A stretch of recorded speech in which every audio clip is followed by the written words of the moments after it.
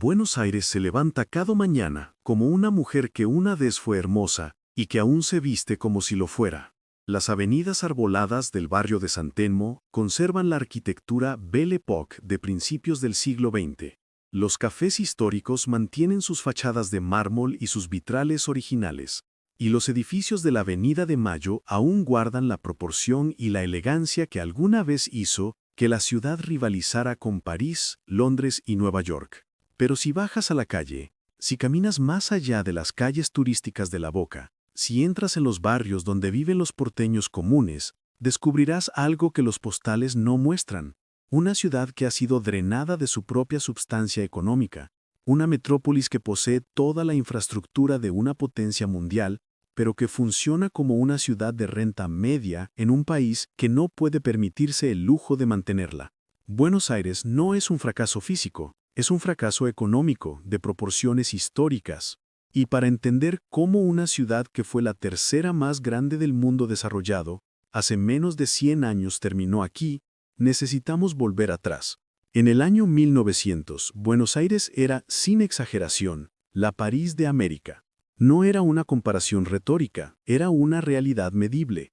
La ciudad tenía 5 millones de habitantes, mientras que Nueva York tenía 3 millones y medio. París tenía 2 millones y medio. Buenos Aires era el destino de elección para la inmigración europea en el hemisferio occidental. Mientras que Nueva York atendía a inmigrantes de las Islas Británicas y de Europa del Este, Buenos Aires atraía a los españoles, italianos, franceses, alemanes, polacos y portugueses que podían elegir. ¿Por qué? Porque Argentina era, por todo margen económico medible, más rica que casi cualquier otro país en el planeta.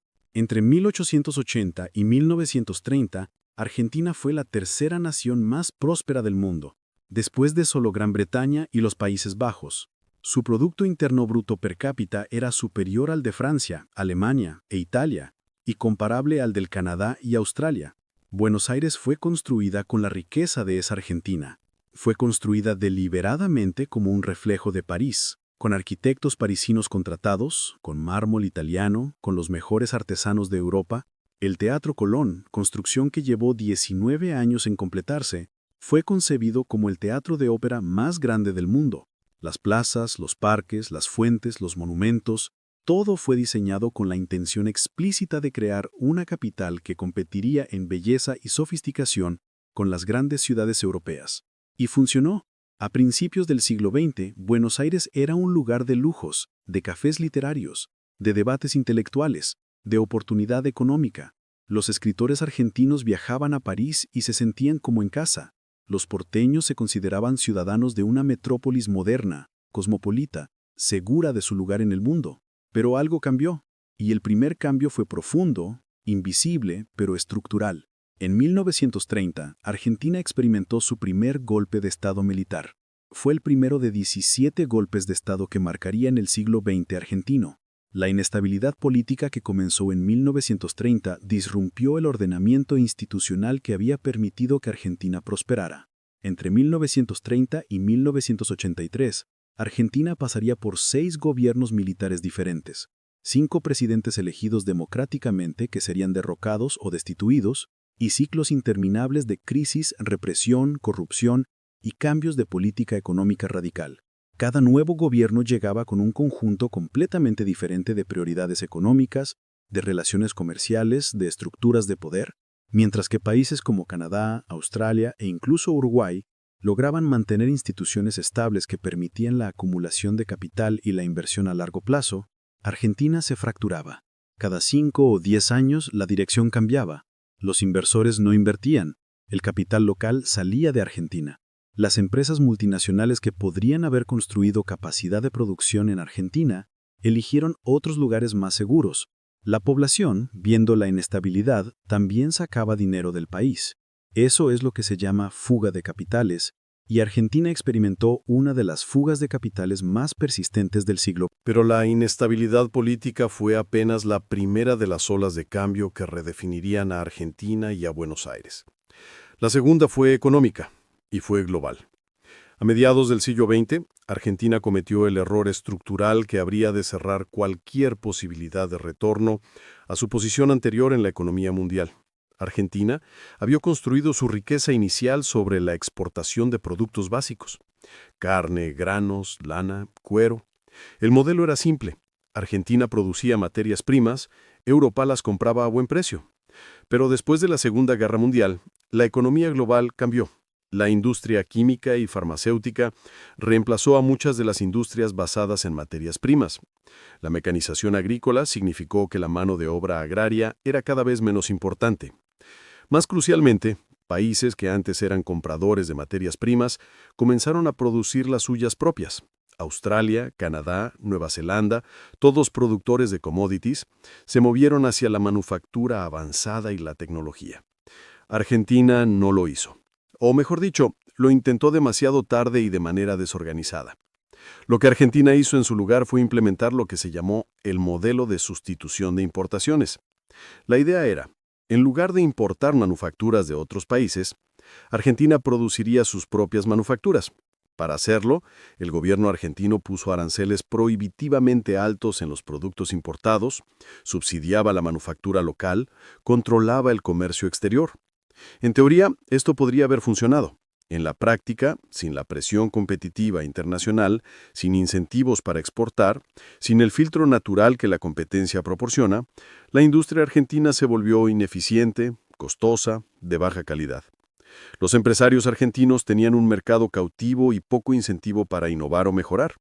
El dinero que habría ido a la inversión en tecnología, en investigación y desarrollo, en educación para producir trabajadores más calificados, fue utilizado para sustentar una manufactura protegida que nunca llegó a ser competitiva globalmente. Mientras esto sucedía, el resto del mundo avanzaba. Japón, después de la Segunda Guerra Mundial, pasó de ser un país devastado a ser una potencia manufacturera global en menos de 30 años. Corea del Sur, Taiwán, Singapur, todos ellos iniciaron con menos recursos que Argentina y terminaron siendo potencias manufactureras. Argentina no lo hizo. Para el año 1970, algo extraordinario y aterrador había sucedido. Argentina, que una vez fue más rica que Italia, Francia, Alemania, ahora tenía un ingreso per cápita comparable al de esos países. No era que Argentina hubiera empeorado relativamente. Argentina se había quedado atrás. El mundo había avanzado, Argentina se había quedado en el lugar, y la diferencia era cada vez más grande. La brecha se hacía más profunda cada año. La razón no era difícil de entender. Mientras que los países que se abrieron al comercio global, que permitieron la competencia, se invirtieron en educación superior y en investigación, prosperaban. Argentina hacía todo lo opuesto: proteccionismo, política mercantilista cerrada, control de precios, manipulación de tasas de cambio, impresión de dinero para financiar el gasto público, todo ello diseñado para mantener el status quo de un modelo de producción que era cada vez menos viable. Buenos Aires, que había sido construida para ser la capital de una nación rica, se convirtió en la capital de una nación que fingía ser rica. Se construyeron monumentos, se gastó dinero en proyectos públicos de corta duración, se mantenían subsidios para mantener los precios bajos. El dinero se gastaría, pero no se invertía. La infraestructura de la ciudad, que databa del año 1920, se volvería cada vez más vieja, cada vez más cara de mantener y cada vez menos posible de reemplazar o actualizar con una economía que estaba en declive relativo. Las calles que una vez fueron impecables se llenaban de grietas. El metro de Buenos Aires, construido en 1913 como el primero de América Latina, funcionaba con vagones que databan de los años 50 y 60. Los hospitales que una vez fueron de clase mundial se desmoronaban.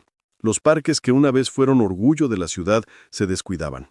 Y Buenos Aires se fue convirtiendo, lentamente, en una ciudad hermosa cuya belleza era la belleza de un cementerio, la belleza de los muertos, de las épocas pasadas, de un esplendor que ya no existía.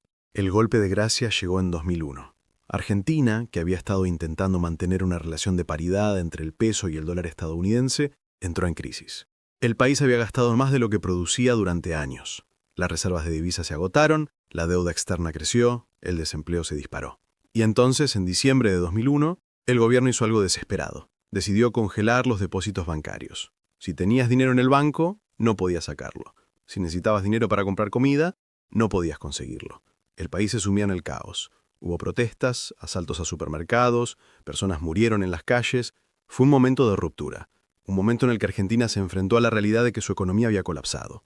La clase media argentina, que durante décadas había sido el símbolo de la estabilidad y la prosperidad sudamericana, fue obliterada en semanas.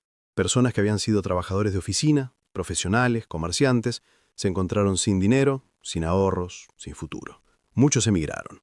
La fuga de capitales que había estado ocurriendo lentamente durante décadas se convirtió en un éxodo. Estadounidenses de origen argentino, españoles de origen argentino, italianos de origen argentino, todos ellos regresaban a sus países de herencia o emigraban a países que consideraban más seguros. Buenos Aires perdió población. Peor aún, perdió su clase media. Comparemos esto con lo que sucedió en otras grandes ciudades del mundo. Melbourne, Sydney, Toronto, Vancouver, todas ellas ciudades que en 1950 eran ciudades coloniales mediocres, se han convertido en ciudades globales de clase mundial. Sus metros funcionan, sus aeropuertos son modernos, su infraestructura está en buen estado, sus economías se diversificaron, se invirtió en educación, en tecnología, en atracción de empresas internacionales. Toronto es hoy probablemente la ciudad más estable, próspera e institucionalmente confiable de América del Norte. Buenos Aires, que una vez fue más grande y más importante que Toronto, es hoy una sombra en comparación. Las razones no son místicas o culturales, son institucionales. Una ciudad próspera necesita tres cosas: estabilidad política a largo plazo, que permita el cálculo económico; apertura al comercio global, que permita la competencia y la especificación de industrias; e inversión sostenida en infraestructura. Buenos Aires tiene ninguna de esas tres cosas de manera consistente. La política argentina, incluso después del retorno a la democracia en 1983, ha sido impredecible. Los gobiernos cambian de dirección radicalmente. Un presidente neoliberal es reemplazado por un presidente populista, es reemplazado por un presidente que intenta ser centrista. Cada cambio viene con promesas de recuperación, cada cambio viene con políticas completamente opuestas a las del gobierno anterior. El sector privado no puede planificar